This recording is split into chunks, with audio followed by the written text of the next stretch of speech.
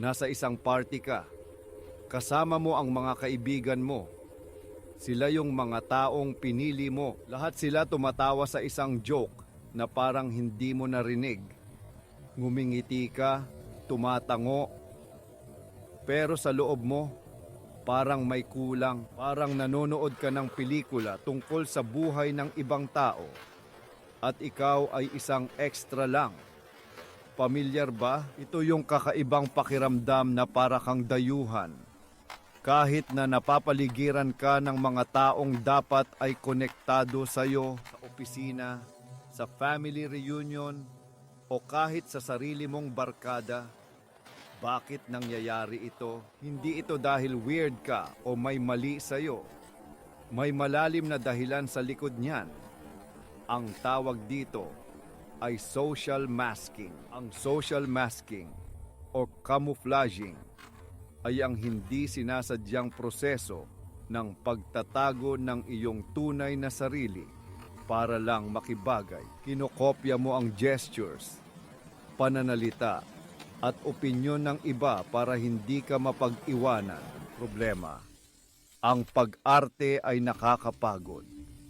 Kailangan mo ng napakalaking mental energy para mapanatili ang maskarang iyan. Kaya pagkatapos ng isang social gathering, hindi ka refreshed, pagod na pagod ka, drained ang resulta.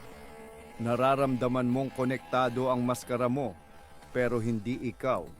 Kaya ka pa rin nakakaramdam na outsider. Isa pang dahilan, hindi mo naiintindihan ang mga implicit social norms. Ito ang mga unspoken rules sa isang grupo.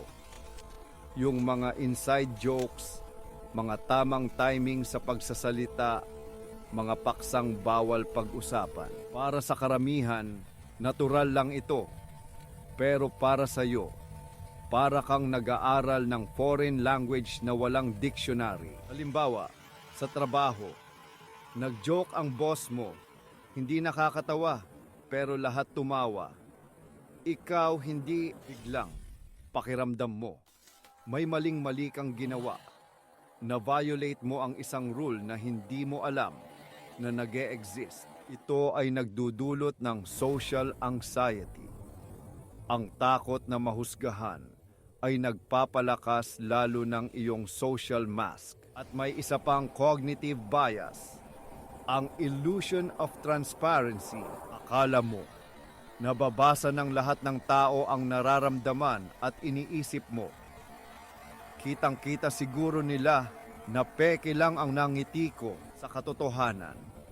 Masyado silang busy sa sarili nilang mga insecurities para pansinin ang sayo, pero dahil sa ilusyong ito, lalo kang nag-o-overthink, lalo kang nagmamask, at lalo kang napapalayo. So anong gagawin mo? Hahayaan mo na lang bang manatiling outsider habang buhay? Hindi. Narito ang ilang hakbang para mahanap ang tunay na koneksyon.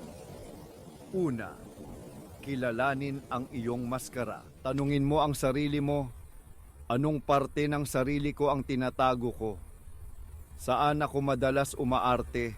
At ang simpleng pag-amin sa sarili na nagsusuot ka ng maskara ay ang unang hakbang para matanggal ito. Pangalawa, baguhin ang goal.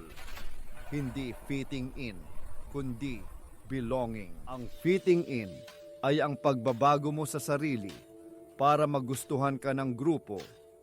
Nakakapagod at hindi totoo. Ang belonging ay ang pagtanggap sa iyo ng grupo dahil sa kung sino ka talaga, kasama ang lahat ng iyong quirks. Ang goal mo ay hindi ang magustuhan ng lahat, kundi ang hanapin ang iilang taong makakaintindi sa totoong ikaw. Pangatlo, magsagawa ng vulnerability test. Dahan-dahan, pumili ka ng isang tao na pinagkakatiwalaan mo.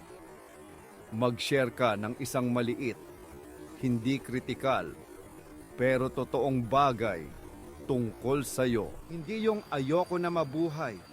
Mas parang, sa totoo lang, Hindi ko talaga gusto ang kape, nakikiinom lang ako. Tingnan mo ang reaksyon nila. Kung tinanggap nila ito o nag-share din sila ng sarili nila, senyalis yon ng isang ligtas na koneksyon. Kung hinusgahan ka nila o pinagtawanan, hindi sila ang iyong tao. At okay lang yon. Ika-4, yakapin ang pag-iisa. Reframe solitude. Ang pag-iisa ay hindi kapareho ng kalungkutan. Ito ay pagkakataon para muling kumonekta sa iyong tunay na sarili nang walang pressure na umarte. Kapag komportable ka na sa sarili mo, mas kaunti ang pangangailangan mong maghanap ng validation mula sa iba. At sa huli, tandaan, ang kalidad ay mas mahalaga kaysa sa dami. Mas mabuti ang dalawang tunay na koneksyon kaysa sa isang daang mababaw na kakilala. Ang pakiramdam na pagiging outsider ay hindi isang habang buhay na sentensya. Ito ay isang signal na ang maskarang suot mo ay hindi na kasya. Isang signal na kailangan mong hanapin ang lugar kung saan hindi mo kailangang magtago. Hindi madali ang paglalakbay na ito. Pero mas gugustuhin mo bang mabuhay ng pagod sa pag-arte o malaya bilang iyong totoong sarili?